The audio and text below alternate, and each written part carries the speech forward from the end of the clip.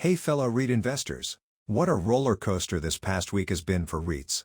If you've been watching the market, you'll know that Singapore REITs just surged around 5% in 1 week, a sight we haven't seen in a long time. After months, no, years of sluggish performance, this kind of rally is enough to make any REIT investor sit up and pay attention. Some of you might be thinking, Uncle, you're a bit late to the party. REITs were surging last week. Where were you? Trust me, I heard it too.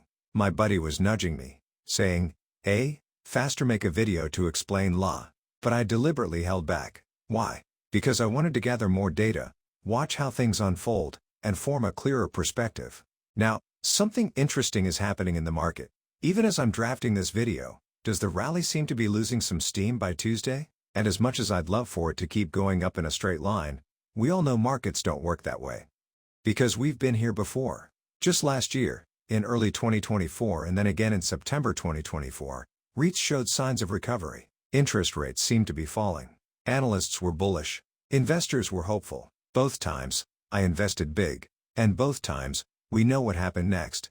The rally fizzled out. While it's impossible to predict if this rally will sustain its momentum, I believe the recent surge, and its potential slowdown, has uncovered some key insights on how REITs may perform going forward, which could be more important than the rally itself. And let me tell you, I've got some rather controversial thoughts to share towards the end of this video. So stick around, because you won't want to miss it. Before we dive in, let me remind you that this video is for informational purposes only and not financial advice.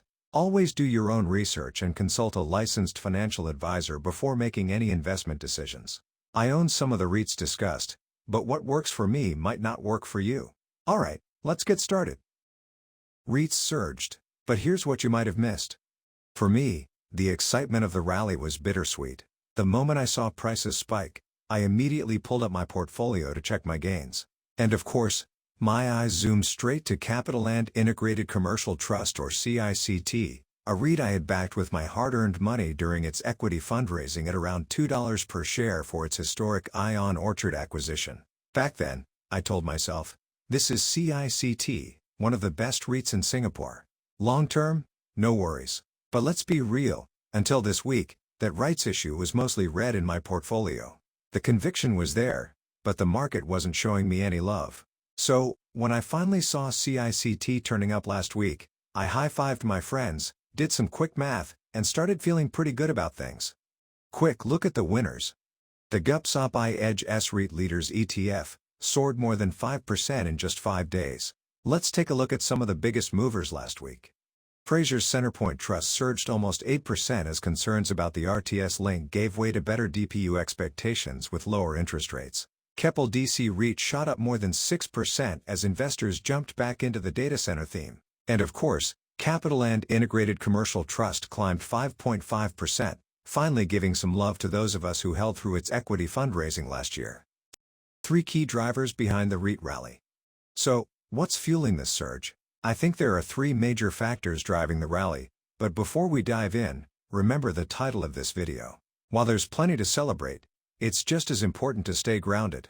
I'll break down these drivers now, but stick around, because in the next section, I'll share why I'm keeping a cautious eye on this upturn. 1. Falling interest rates, the biggest driver. Let's start with the most obvious factor, interest rates. We've talked about this many times before. REITs are highly sensitive to interest rates because borrowing costs directly impact their distributions, and right now, rates are trending lower. First, in the US, the 10-year Treasury yield has dropped significantly, now hovering around 4.3%, down from nearly 4.8% in mid-January. This decline has renewed investor confidence that the US Federal Reserve may cut rates later this year, even though there's still uncertainty over how soon and how aggressively they'll act. Closer to home, Singapore's 10-year government securities yield has also fallen to around 2.6%, its lowest in 5 months. And here's where things get interesting. While the US rates have been declining, Singapore's SORA, or the Singapore Overnight Rate Average, has fallen even faster than usual compared to its historical relationship with US rates. Some analysts are saying that this bigger drop than usual is fueling even more excitement around REITs, as it signals potentially lower financing costs and a stronger push into yield plays. And why does this matter? Because when interest rates fall, it makes alternative investments less attractive compared to REITs. Right now, The average yield of the REIT index is more than 6%, which is a massive 3.4 percentage points above the yield of 10-year Singapore government securities. That's a pretty compelling case for income-focused investors who had previously been sitting on the sidelines, waiting for the right time to re-enter the market. And when you combine that with the fact that borrowing costs for REITs are likely to trend lower, it makes sense why investors are starting to take action. 2. U.S. recession fears, flight to safety. While falling interest rates are the biggest driver of the REIT rally, the second reason is growing concerns over a potential U.S. recession, which has investors looking for safer, income-generating assets like REITs. Let's talk about why recession fears are creeping in.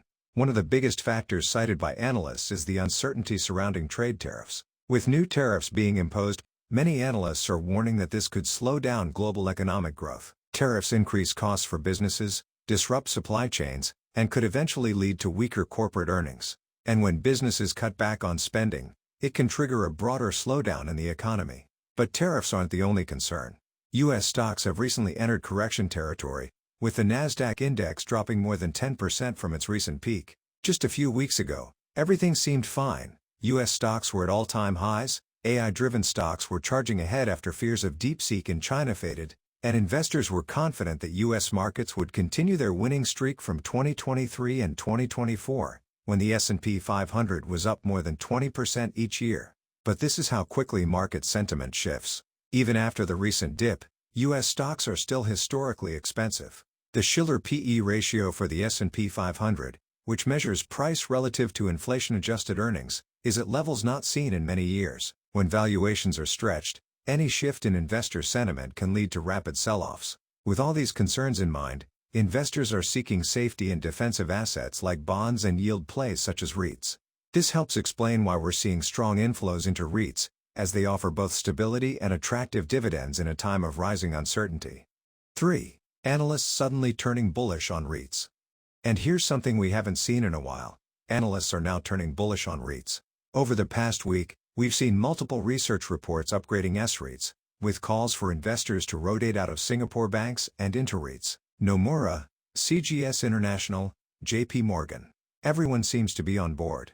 What's the reasoning? Broadly, it's a combination of the factors we've just discussed. Interest rates are falling, which improves REIT valuations. The yield spread between REITs and risk-free government bonds has widened, making REITs look more attractive. Growing recession concerns mean investors may prefer defensive yield assets like REITs. And let's be honest, this is exactly the kind of attention REITs need to sustain the rally.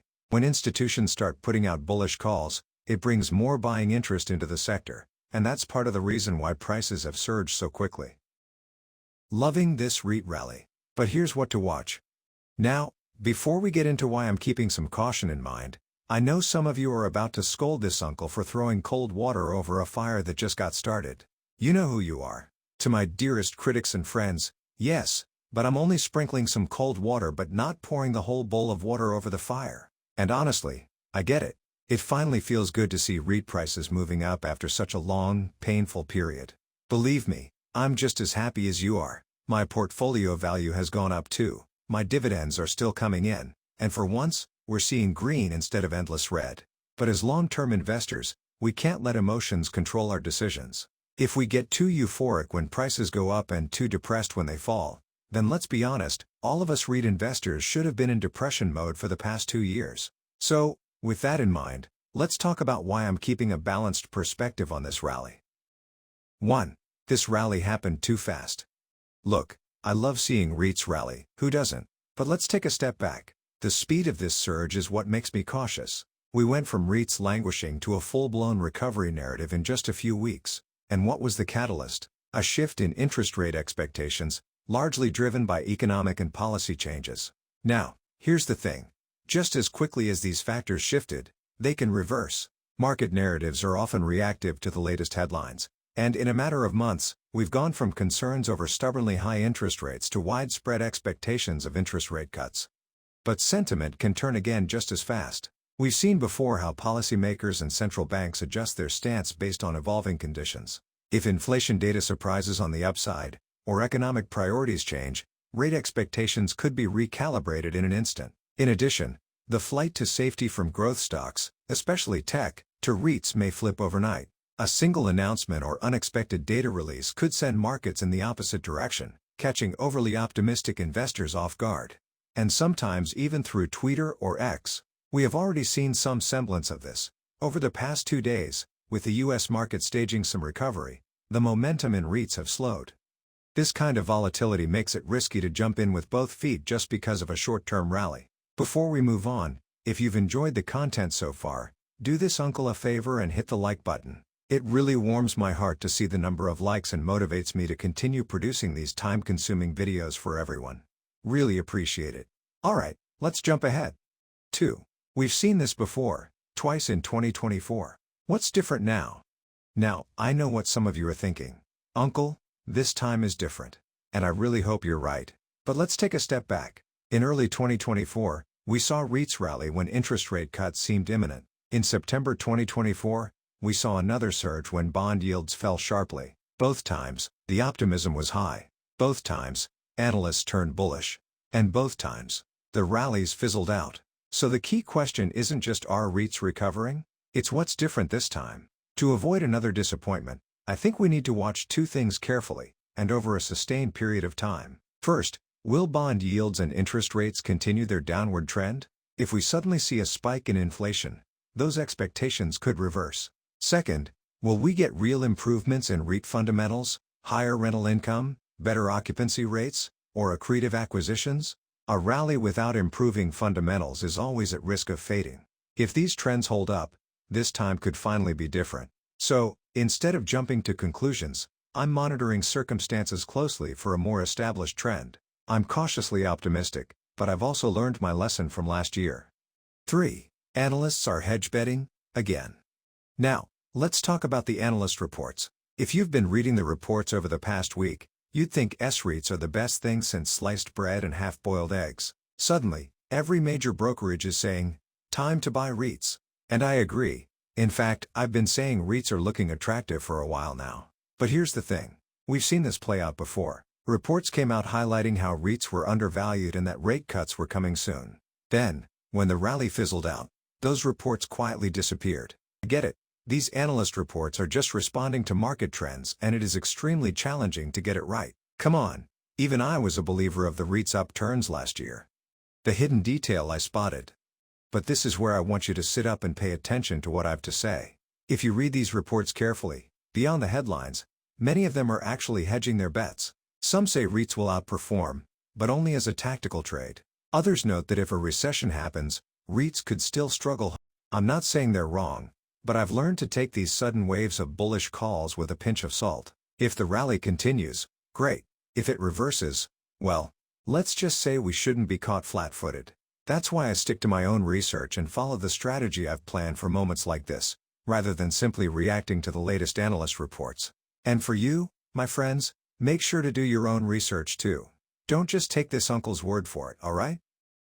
The dividend uncle's take: enjoy the ride, but stay grounded. So let this uncle continue my story first. After celebrating the rally, high-fiving my friends, and I shared my cautious views with them and that the rally itself isn't important. And guess what? Everyone immediately shouted "Choi, touch wood," because just mentioning the idea that this could be another false start is taboo and very swy. And of course, as punishment for being the party pooper, I had to treat everyone to Kopi. But after they finished complaining, they also asked me, what really matters? If you followed my videos, you know that what really matters would be what this short-lived surge has revealed about the market. We've seen which REITs bounce the hardest, which ones struggled to keep up, and most importantly, how quickly investor sentiment can shift. These insights are far more valuable than just watching prices go up for a week. Because whether the rally continues or fades, understanding these trends will help us make better long-term investing decisions. For myself, I've already invested quite a bit during the previous false starts in 2024.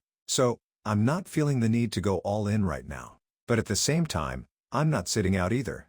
Here's my personal approach for the months ahead, but just to highlight that this is based on my own circumstances, and isn't a suggestion for everyone. 1. I'll continue dollar cost averaging, especially into the key REITs in my core satellite portfolio that I just shared in my last video. I'm not rushing in, but I'm also not stopping my long-term investing strategy just because of short-term uncertainty. 2. I'm taking this rally as an opportunity to rebalance based on my target core satellite portfolio. Some REITs that I don't consider long-term holdings have gone up as well. If they continue rising, I may trim those positions and reallocate into my core satellite portfolio.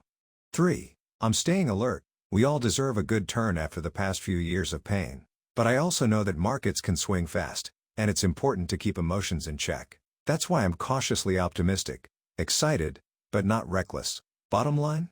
Enjoy the rally, but don't get carried away. And if that sounds like I'm hedging my bets, you're absolutely right. Guess I've been reading too many analyst reports lately. So as usual, take what I say with a huge pinch of salt as well. So, what are you doing in this rally? Are you buying, holding, or trimming? Let me know in the comments. And if you found this video useful, remember to tap that like button and subscribe. It helps this uncle bring you more solid REIT insights. Until next time, happy investing.